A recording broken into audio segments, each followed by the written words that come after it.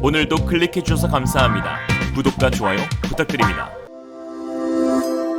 Realism. 한국이 추진 중인 특급 작전에 중국 해군함대 발목 낀 상황. 파이브아이즈 멤버 영국의 항공모함 기술 이전에 한국 군사력 몰라보게 바뀐 이후 미국 조 바이든 대통령이 다음 달 21일 서울에서 한국 차기 정부와 정상회담을 갖기로 하였습니다. 바이든 대통령의 첫 아시아 순방지인 한국에서 대중국 견제 메시지를 낼 것으로 보이는데요. 특히 젠사키 백악관 대변인은 이번 방문이 자유롭고 개방된 인도태평양에 대한 확고한 약속과 한국과의 조약 동맹을 발전시킬 것이라고 전하며 인도태평양 동맹 국가들과 하나의 공통된 목적을 논의할 것이라면서 바이든 대통령의 한국 순방 핵심 목표가 중국 견제임을 강조하였습니다. 이에 중국은 크게 반발하였는데요. 중국 외교부는 이날 정례 브리핑에서 바이든 대통령의 방한과 한국의 쿼드 가입과 관련해 낡은 냉정적 사고로 가득 차 있다며 군사적 대결에 색채가 짙고 시대적 흐름에도 역행해 인심을 얻지 못할 것이라고 하였습니다. 그 말 그대로 중국에게 돌려주고 싶은데요. 중국은 한미 정상회담과 미일 정상회담, 쿼드 정상회담을 미국의 대중국 압박 프레임으로 보고 있는데 특히 쿼드에 대한 언급은 미국과 일본뿐 아니라 한국 차기 정부를 향한 견제의 의미가 짙게 내포되어 있는 것으로 보입니다. 중국 정책위의 핵심 인물인 샹어의 중국 국제문제연구원은 27일자 황구15 기고에서 한국이 미국의 대중국 억제에 엮이게 되며 전략적 자주성을 상실하고 미국이 펴는 중국과의 경쟁에서 그저 한 알의 바둑돌로 전락할 것이라고 비판했습니다.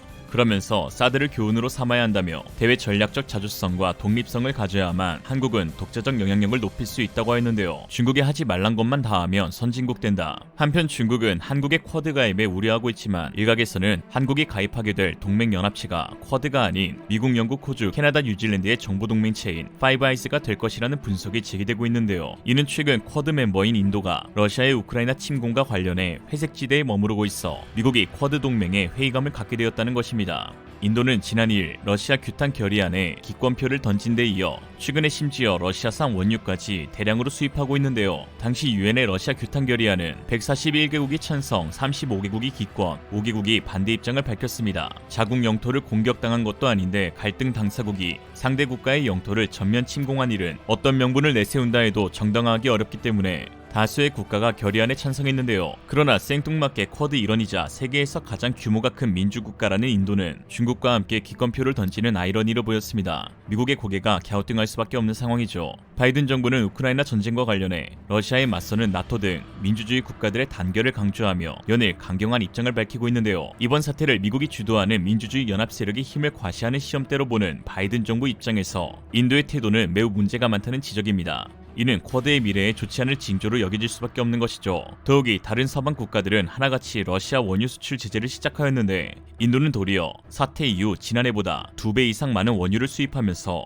러시아의 구원투수가 되어주고 있습니다. 믿었던 미국은 뒤통수를 맞은 격인데요. 인도와 인도네시아는 이름만 비슷한 것이 아니었네요. 이런 상황 가운데서 미국 내에서는 쿼드의 힘을 싣기보다 파이브아이즈 회원국 확대를 통한 대중국 견제를 이어가야 한다는 목소리가 커지고 있는 상황입니다. 지난해 무산되었던 한국의 가입 역시 미 하원에서 다시 한번 재론되었는데요. 지난 28일 켄달 미 공군 장관은 미 공군 예산 요청 관련 군사위원회 청문회에서 한국의 파이브아이즈 가입 방안에 대해 국방부 차원의 업무라고 언급하며 한국의 가입이 속히 이루어져야 한다고 강조했습니다. 이에 미 군사 전문 싱크탱크인 랜드 연구소의 브루스 벤의 선임 연구원은 미 하원 청문회에서 파이브아이즈를 한국으로 확대하는 방안이 거론된 것과 관련해 미국은 한국이 자신들이 갖지 못한 정보를 가지고 있는 것으로 믿고 있다고 말했습니다. 이어 의원들은 미국이 한국으로부터 얻은 중국과 북한에 대한 정보가 엄청난 도움이 될 수 있다는 것을 알고 있으며 이 문제에 관여하는 것도 바로 그 때문이라고 말했죠. 데이비드 맥스웰 민주주의 수호재단 선임연구원은 한국이 파이브아이즈에 가입하기 위해서 미국뿐 아니라 다른 회원국이 동의해야 한다고 말했는데요. 이미 한국은 파이브아이즈 일원인 호주와 영국과 군사협력을 크게 늘려나가고 있는 상황입니다. 지난 8일 국내 방산기업 첫 해외 생산기지가 호주에 건설되었는데요. 세계 최고 자주포인 한국의 K9 자주포와 탄약 운반 장갑차를 생산하는 공장이 건설된 것입니다. 하나디펜스와 호주 정부는 지난해 12월 1조 원 규모의 1차 자주포 공급 계약을 체결한 바 있으며 호주 육군은 2020년대 후반 2차 자주포 도입과 자주포 업그레이드 사업 추진도 검토 중에 있습니다. 여기에 올해 발표가 예정된 호주 미래형 보병전투 장갑차 사업 결과에 따라 하나디펜스가 개발한 레드백 장갑차의 대규모 생산도 현지 생산기지에서 이뤄질 수 있습니다. 또한 뉴질랜드 역시 최근 한국과 파이브아이즈 정보 동맹을 확대하는 문제에 대해 우리는 이미 한국과 다방면에서 정보 공유 협정을 체결하고 있다며 환영한다는 메시지를 던졌습니다. 그러면서 파이브아이즈는 뉴질랜드가 안보 문제에 대해 다른 나라들과 협력하는 많은 방법 중 하나라는 점도 밝혔죠. 한국은 영미권은 아니지만 비영어권 주요 동맹국들 중에서는 인구 규모가 크고 튼튼한 경제 규모와 산업적 기반을 가지고 있으며 세계 정치와 경제에 상당한 영향력을 끼치는 국가이기에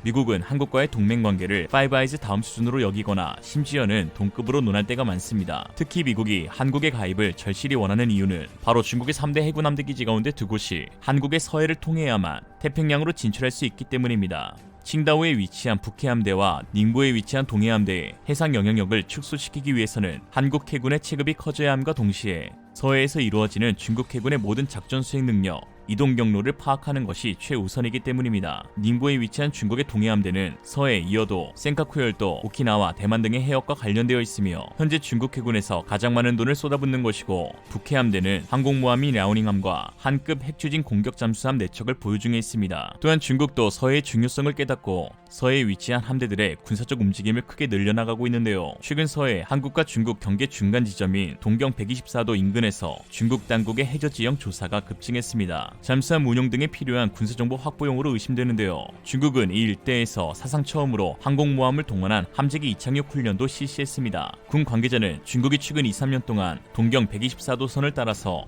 남북으로 해상 초계기와 수중 탐사선을 이용해 해저 지형 조사를 집중적으로 실시하고 있다면서 중국 군용기들이 적어도 비행을 하며 해저 지형 조사 장비를 투하하거나 해양 조사선이 음향 탐사를 하는 움직임이 크게 늘었다고 말했습니다. 즉 중국이 서해를 자국 앞마당으로 만들려는 정책을 차근차근 실행에 옮기고 있는 것인데요. 이에 한국은 파이브 아이즈의 핵심 일원인 영국과도 대규모 해상 연합 훈련을 실시하면서 파이브 아이즈 가입의 물밑 작업과 대중국 견제라는 두 가지 핵심 전략을 시행했습니다. 작년 9월 영국은 첨단 항공모함인 퀸 엘리자베스 호 전단을 이끌고 한국 국방부와 연합훈련을 실시했는데요. 두 국가의 군사협력은 여기서 끝이 아닌 한국이 추진 중인 만재 배수량 5만 톤, 경하 배수량 3만 톤급 항모 건조에 영국이 항모 전투체계와 공역 통제 시스템 등의 첨단 기술을 지원하기로 하였습니다. 이러한 군사기술 지원은 1급 기밀로 취급되어 양국 간의 긴밀한 상호 신뢰가 바탕이 되지 않으면 이루어질 수 없기에 사실상 양국이 가장 높은 수준의 동맹관계를 유지하고 있다는 분석입니다. 한국의 경험호 사업은 대우조선해양과 현대중공업이 경쟁하고 있는데 두 기업 모두 영국 밥콕사와 전략적 협력 양해각서를 체결했습니다. 밥콕은 퀸 엘리자베스급 항공모함을 포함한 세계적 해군 함정 설계와 건조에 참여해왔는데요. 즉 한국의 어느 기업이 수주를 따내든지 영국 방산기업과의 협력이 이루어진다는 것입니다. 이에 최근 호주가 오커스 동맹을 통해 미국의 핵잠수함 기술 지원을 받으며 중국의 남해함대 전력의 진출로를 막은 것처럼 중국의 동해함대와 북해함대의 전력을 상쇄시킬 수 있는 유일한 국가인 한국에게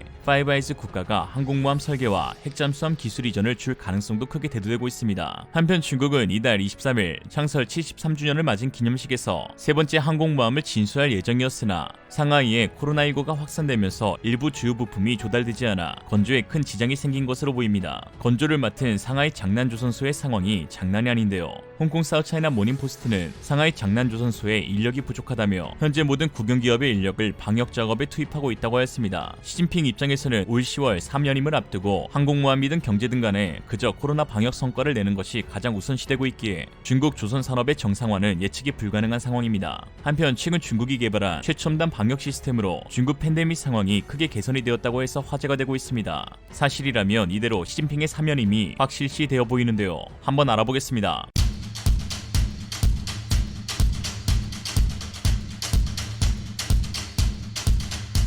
그만 알아보죠. 이상으로 리얼리즘이었습니다. 여러분의 생각은 어떠신가요? 현명하고 지혜로운 여러분의 의견을 지금 댓글에 남겨주세요. 감사합니다.